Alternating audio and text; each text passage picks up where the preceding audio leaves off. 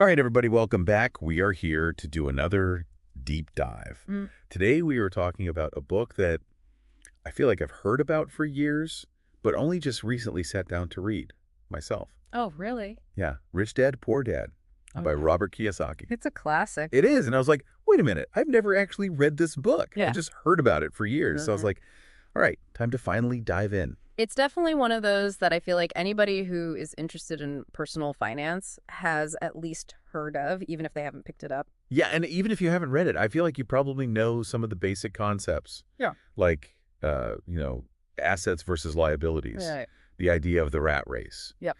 But we're going to go a little bit deeper into some of these concepts and really unpack what Kiyosaki is trying to say in this book, because I do think it can be a really helpful way to start thinking about money differently. Yeah, absolutely. Yeah. I mean, even if you don't agree with everything he says, I think it's valuable to just kind of shake up your thinking Right. and think about money in a new way. Yeah.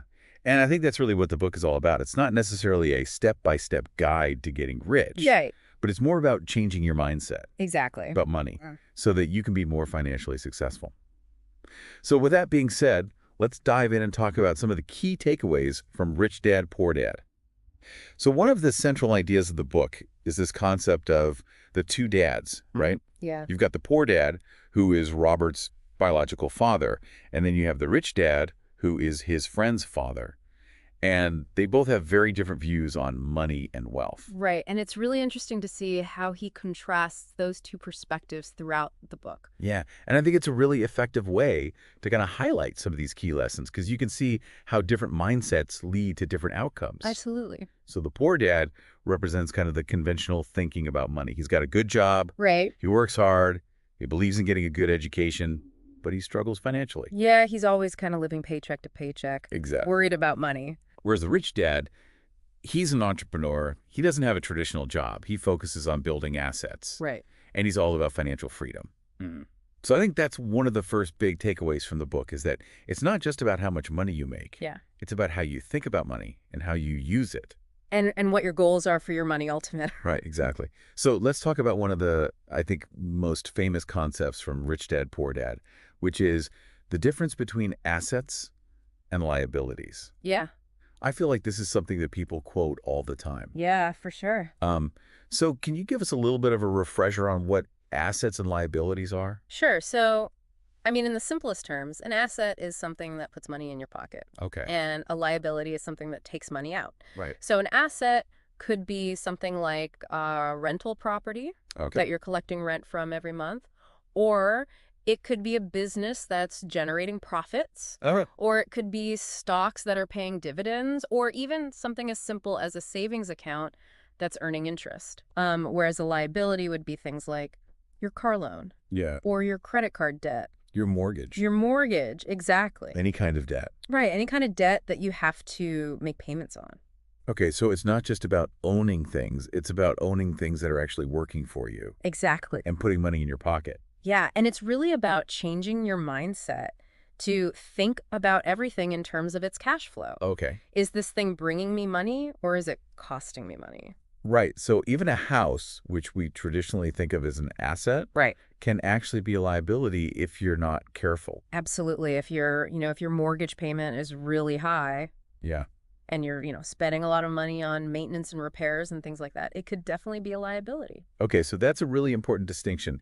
And it really ties into, I think, another key concept from the book, which is the idea of the rat race.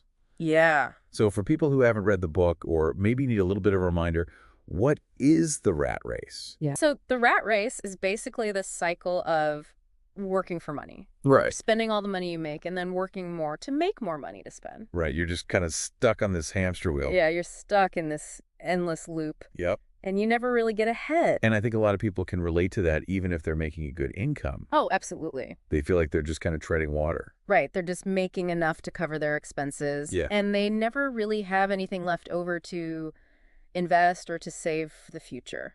And so Kiyosaki is saying that the way to escape the rat race is to build assets Right. that generate passive income, Exactly. so that eventually that passive income can cover your expenses and you're no longer trading your time for money. Yeah. The goal is to have your money work for you instead of you working for money. Okay, so that's a really powerful concept. And I think it's something that a lot of people aspire to, but it can be hard to know where to start. So what are some of the things that Kiyosaki recommends in terms of actually building assets and escaping the rat race? Well, he talks a lot about the importance of financial education. Okay. He says that traditional schools don't really teach us about money. Right. So we have to kind of take it upon ourselves to learn about investing and taxes and business and all of these things that can help us build wealth. Yeah, I think one of the things that he says is that the rich don't work for money. They work for knowledge about money. Exactly. So it's really about investing in your own financial education. Yeah, and he also talks about the importance of finding mentors and learning from people who are already successful. Okay. He says his rich dad was his mentor, Yeah. and he learned so much from him about business and investing and just kind of how to think about money. So it's not just about reading books. It's about actually surrounding yourself with people who can teach you Exactly. and guide you. Yeah, because sometimes those practical lessons are even more valuable than the theoretical stuff. Right. And then another key concept from the book is the idea of embracing risk and failure. Yeah, that's a big one. I think this is something that can be really scary for a lot of people, especially when it comes to money. Right. Nobody wants to lose money. Right. But Kiyosaki argues that failure is actually a necessary part of the process. Yeah, he says that you learn more from your failures than you do from your successes. Yeah. And that the key is to not be afraid to take risks and to not let fear hold you back. And he gives some pretty interesting examples in the book of times when he's failed in business All right. and how he was able to learn from those experiences and come back even stronger. Yeah, he talks about how his poor dad always played it safe and avoided risk, Right. which is why he never really got ahead financially. Yeah. Whereas his rich dad was always willing to take risks, and even though he failed sometimes, Yeah. he learned from those failures and ultimately became very successful. So it's about having that growth mindset Exactly. and seeing failure as an opportunity to learn and improve. Yep. And to not be afraid to get back up and try again. Okay. And I think one of the other really interesting concepts from the book is this idea of working to learn, not just to earn. Yeah. So can you talk a little bit more about that? Sure. So basically, Kiyosaki says that when you're young, especially, you should focus on getting jobs and experiences that will teach you valuable skills, Right. even if those jobs don't pay a lot of money. Even if it's not the highest paying job. Exactly. Because those skills that you learn will be valuable later on when you're starting your own business or investing in assets. So it's about thinking long term Exactly. and investing in your own personal development. Yep. And he gives the example of taking a sales job because he says sales is one of the most valuable skills you can learn, no matter what field you're in. No matter what you end up doing, Exactly. those sales skills will always be useful. Yep.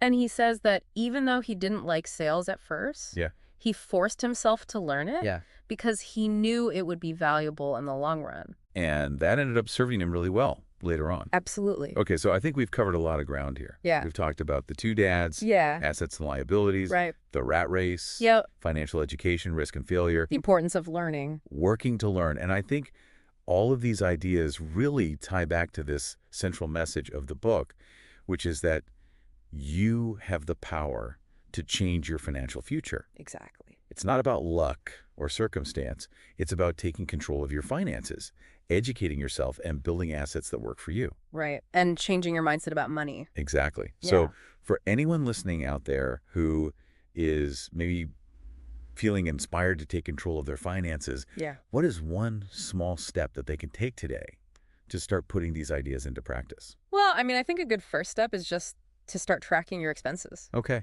See where your money is going. Yeah, just become more aware. Exactly. Become more aware of your spending habits. Yeah.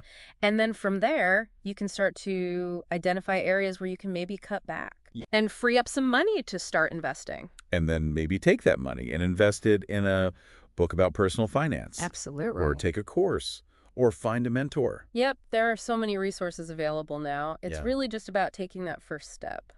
And remember, even if you make mistakes along the way, that's okay. Right. That's part of the process. Yeah. The important thing is to learn from those mistakes and keep moving forward. Exactly. Well, thank you so much for joining me today for this deep dive into Rich Dad, Poor Dad. Yeah, this was fun. It was a great conversation, and I hope it's inspired all of you out there to take control of your finances and start building your own path to financial freedom. Absolutely. All right, that's it for today's show. We'll see you next time. See you.